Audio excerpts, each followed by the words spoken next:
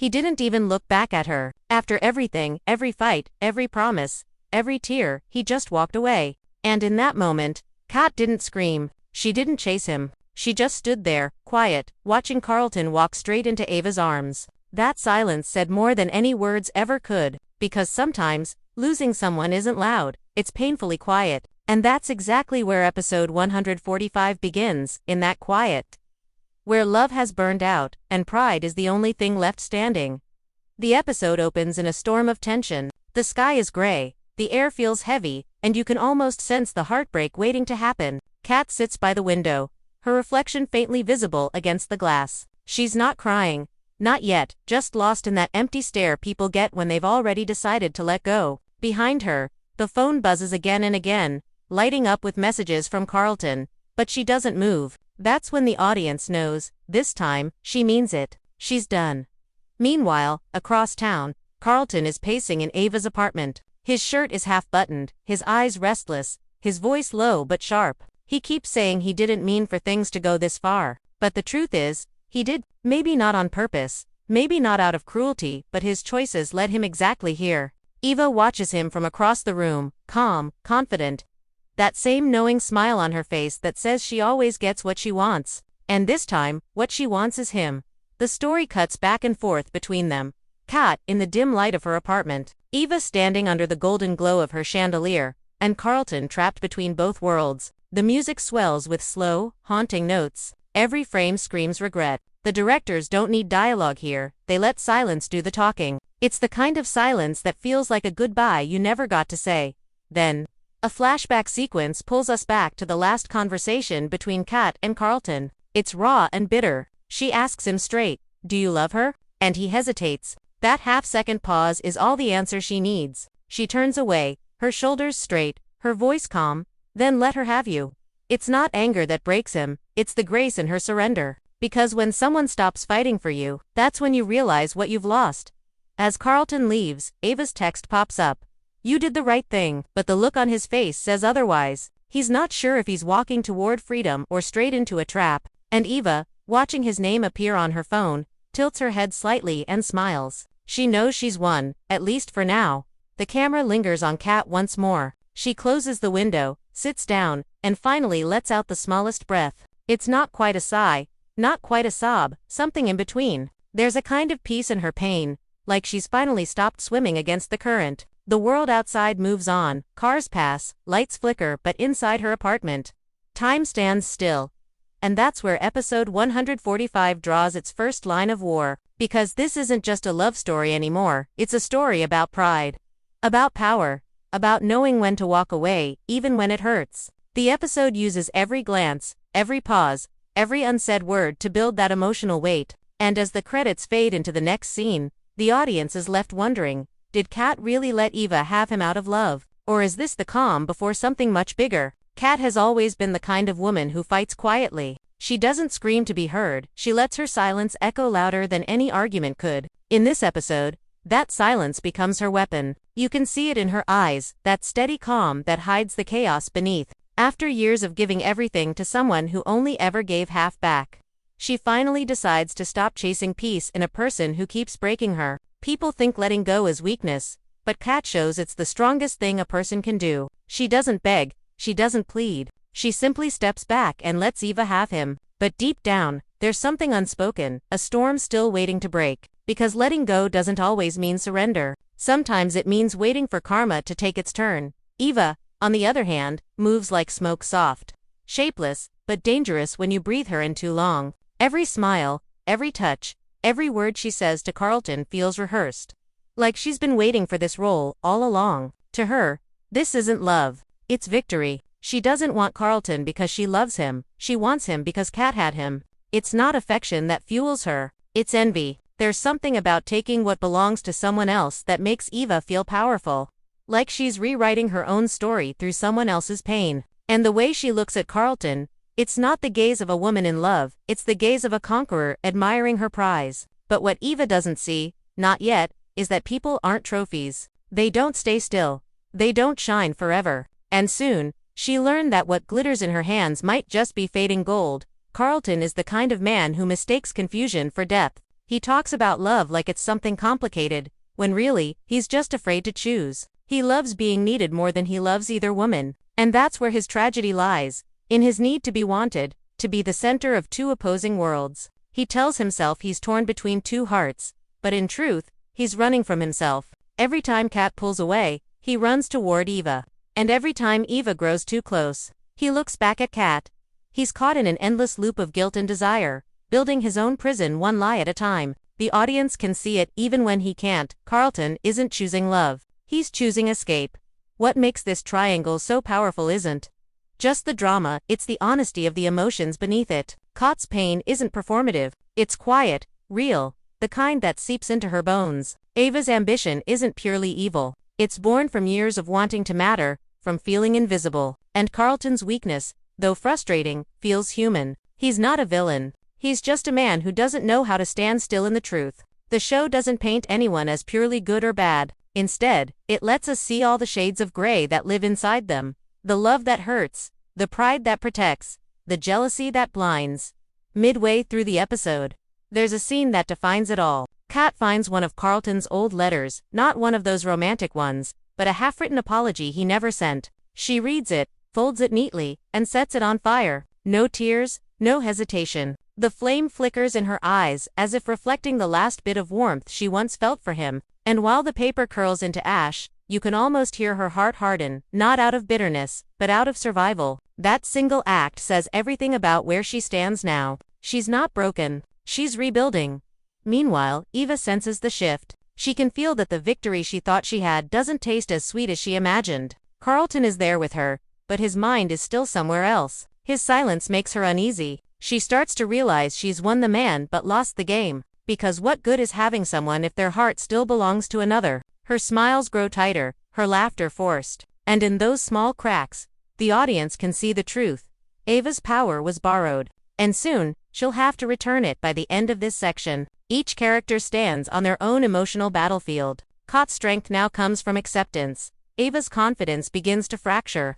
And Carlton is left stranded between two women who no longer see him as their salvation. This isn't just a love triangle anymore. It's a test of identity. Who are they when love no longer defines them? Who are they when the game ends and all that's left is truth? Episode 145 doesn't give all the answers. It just makes us feel the weight of the questions. And that's the brilliance of it. Pain becomes poetry, and every choice carves the path for what's still to come. Every moment in episode 145 feels like it's saying something deeper than the words being spoken. The story doesn't just unfold, it breathes, it hides. It reveals itself through small details that most people might miss if they're not looking closely. This is where the show truly earns its name.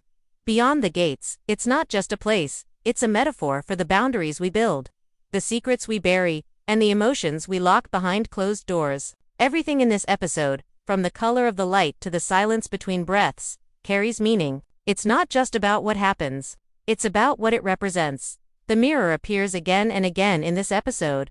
Almost quietly, almost unnoticed. Every time Kat looks into it, her reflection seems to change. At first, it's just her face, pale and distant. But as the episode moves forward, the reflection feels heavier, darker.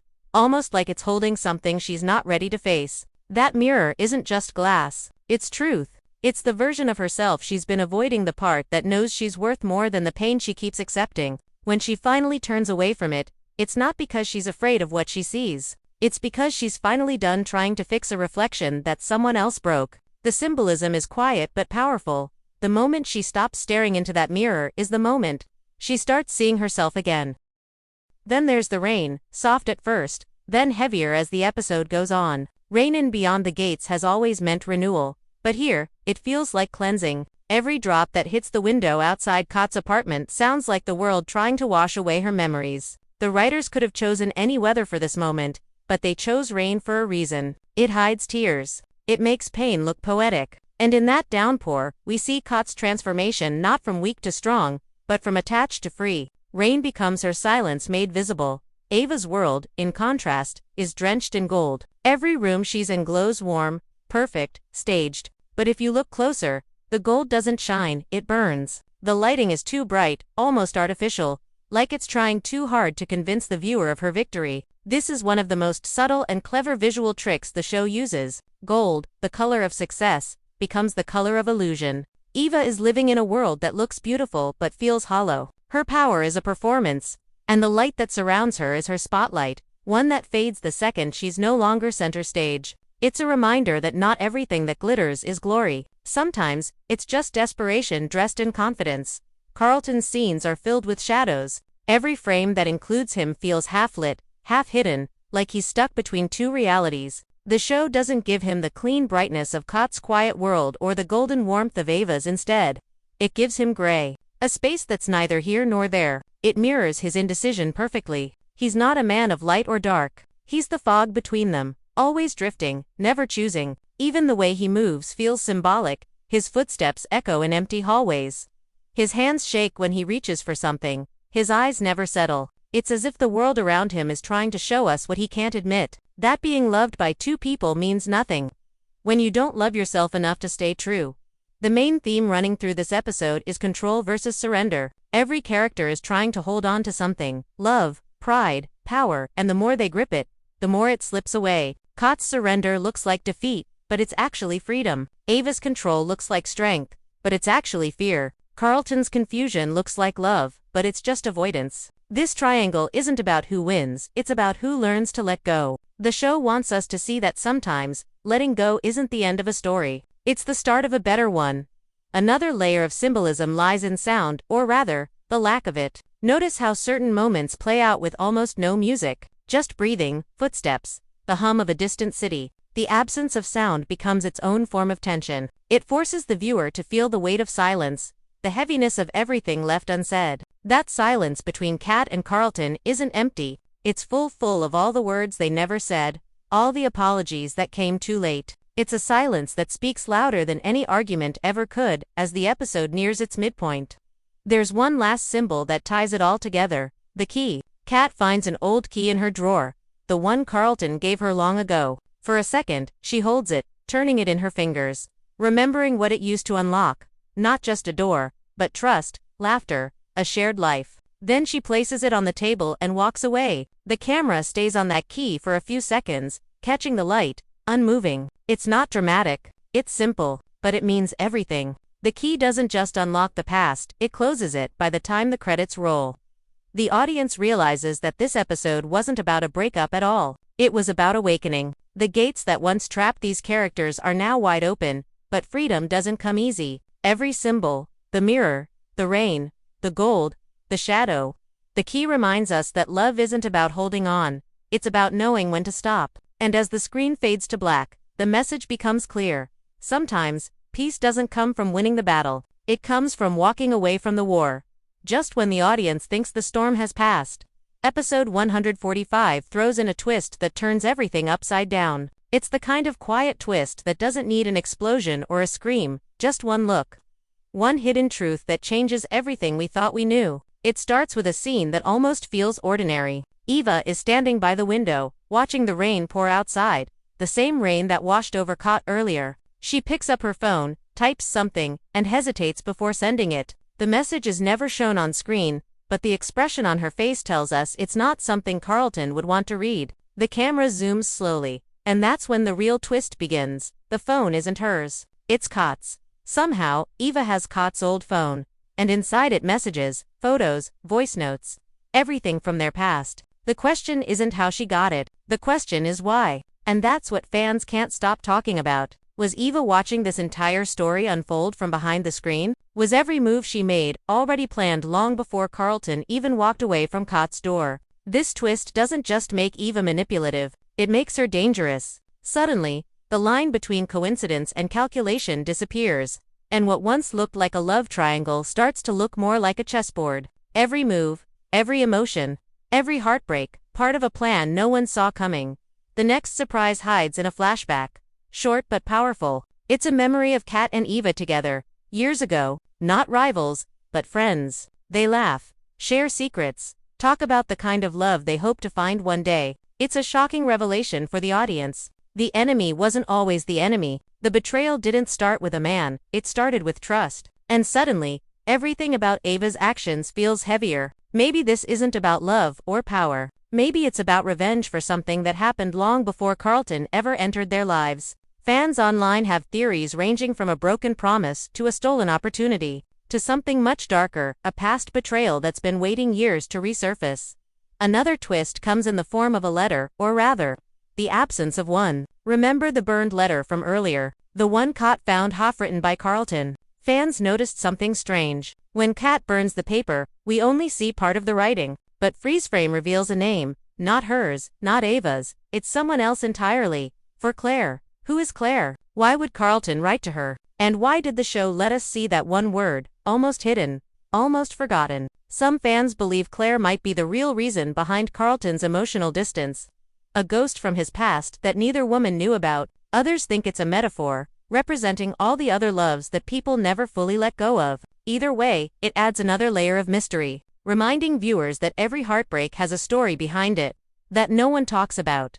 But perhaps the biggest fan theory of all is the idea that Kat never truly let Eva have him, that her quiet surrender wasn't defeat, but design. A theory spreading through discussion threads claims that Kat knew Ava's patterns, her need to win, her hunger for validation, and used that against her. By letting Eva take Carlton, Kat gave her exactly what she wanted, and what would ultimately destroy her. Because once Eva had him, she'd have to face the truth Kat already knew. Carlton isn't a prize. He's a mirror. He reflects back whatever love you give, and when that love turns toxic, it's your own reflection you end up hating. In this theory, Kat's calm smile at the end isn't sadness, it's satisfaction. She didn't lose him. She freed herself. And maybe, just maybe, she set Eva up for the same heartbreak she once endured. Some viewers go even deeper, suggesting that everything we're seeing might not even be real. There's a growing belief that episode 145 could be part dream, part memory. The overlapping timelines, the repeated imagery of mirrors and rain, the unnatural silence, all point to a psychological narrative. What if Kat isn't just letting Carlton go physically, but mentally? What if the whole episode is her closure playing out inside her mind? In that reading, Eva and Carlton are symbols. Not people, Eva representing temptation, Carlton representing attachment, and Kat finally walking out of her own emotional prison. It's a theory that turns the show from a simple drama into a masterpiece of emotional storytelling, where every scene doubles as a metaphor for healing.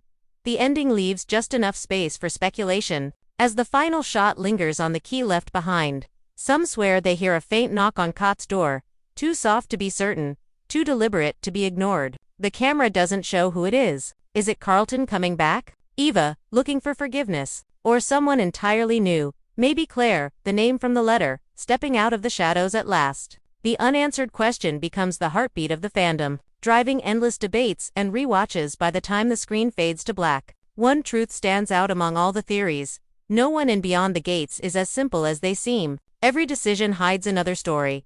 Every line of dialogue conceals another meaning. The twists aren't just there to shock. They're there to make us look deeper. To remind us that in real life, too, love and betrayal are never black and white. They're the shades in between, where truth hides, where hearts break, and where forgiveness sometimes never arrives.